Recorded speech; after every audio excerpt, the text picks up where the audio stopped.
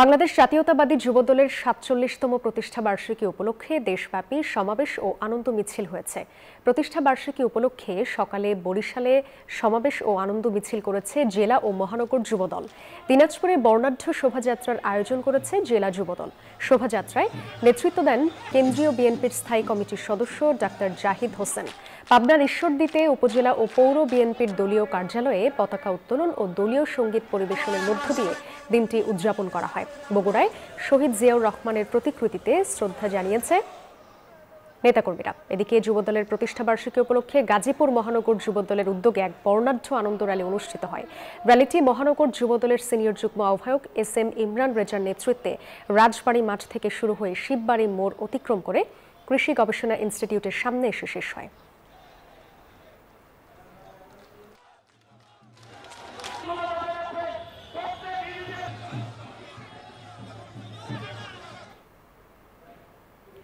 যুবদলের ৪৭তম প্রতিষ্ঠা বার্ষিকী উপলক্ষে দেশব্যাপী সমাবেশ ও আনন্দ মিছিল হয়েছে। নিয়ে আরো খবর জানাতে যুক্ত হচ্ছেন আমাদের সহকর্মীরা।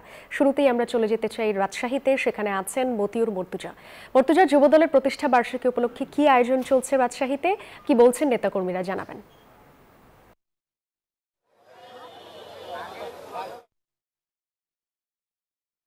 সাদিয়া, যুবদলের প্রতিষ্ঠা বার্ষিকী উপলক্ষে রাজশাহীতে বর্ণাঢ্য আয়োজন চলছে সকাল থেকেই। রাজশাহী মহানগর, জেলা, উপজেলা, থানা, ইউনিয়ন এবং ওয়ার্ডের যে সকল কমিটি রয়েছে যুবদলে, তাদের আয়োজনে বর্ণাঢ্য র্যালি, সমাবেশ, আলোচনা সভা সকাল থেকে চলছে। পাশাপাশি রক্তদান কর্মসূচি হয়েছে বেশ কয়েকটি উপজেলা, এবং তারা বলছে যে যুবদলের যে কমিটি, সেই কমিটির আমরা নেতাদের সঙ্গে কথা বলেছি। তাদের প্রত্যাশা যে আগামীতে একটি জাতীয় নির্বাচন অনুষ্ঠিত হবে, সেখানে জনগণের ভোটে জনপ্রতিনিধি নির্বাচিত হবে।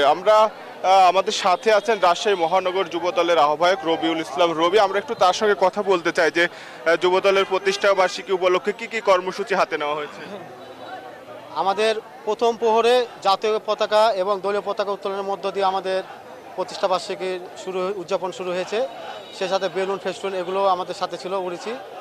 এবং আমাদের আজকে বর্ণাঢ্য র্যালি হবে, আলোচনা সভা হবে, প্লাস যারা জুলাই আগস্ট গণঅভ্যুত্থানে আমাদের যেগুলো আহত হয়েছে, যেগুলো শহীদ হয়েছে, তাদের পরিবারকে আমরা আর্থিকভাবে একটু সহযোগিতার হাত বাড়িয়ে দিয়েছি, তাদেরকে একটু সম্মাননা আমরা দিব। সেই সাথে বৃক্ষরোপণ কর্মসূচি আমরা পালন করেছি। আগামীকালকে আমাদের কর্মসূচি ফ্রি মেডিকেল ক্যাম্প এবং অসহায়দের মাঝে খাবার বিতরণ। বান্ডেল থাকলে প্রতি সেনমানিতে টাকা বাঁচবে। বিকাশ সেনমানি বান্ডেল কিনে জিতুন প্রতি লেনদেনে।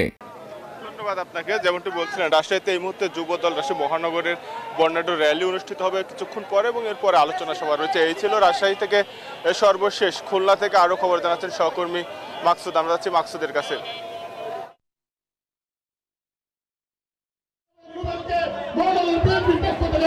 জি ধন্যবাদ মর্তুজা। রাজশাহীর মতো খুলনায় কিন্তু আসলে উৎসাহ উদ্দীপনার মধ্যে দিয়ে যুবদলের প্রতিষ্ঠা বার্ষিকীর যে অনুষ্ঠান সেটা শুরু হয়েছে। ইতিমধ্যে খুলনা শহীদ হাদিস পার্কে কিন্তু বিভিন্ন ওয়ার্ড নেতৃবৃন্দ এখানে কিন্তু জড়ো হয়েছে।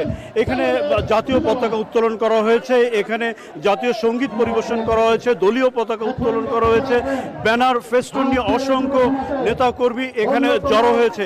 একটা আনন্দ মুখর পরিবেশে কিন্তু এই এখানে আমরা দেখতে পাচ্ছি যে নেতা কর্মীরা লাল ক্যাপ পরিধান করেছে, হলুদ ক্যাপ পরিধান করেছে, তারা জাতীয় পতাকা নেড়ে এই দিবসটি উদযাপন করছে।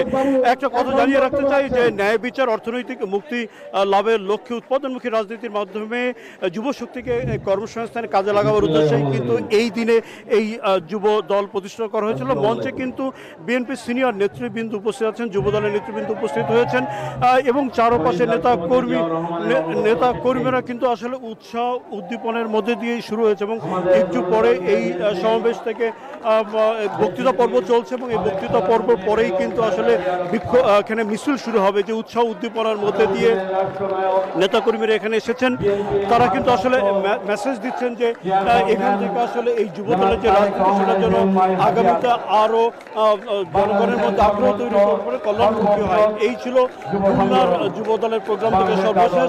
আমরা ফিরছি স্টুডিওতে সাদিয়ার কাছে। সাদিয়া, ধন্যবাদ আপনাকে।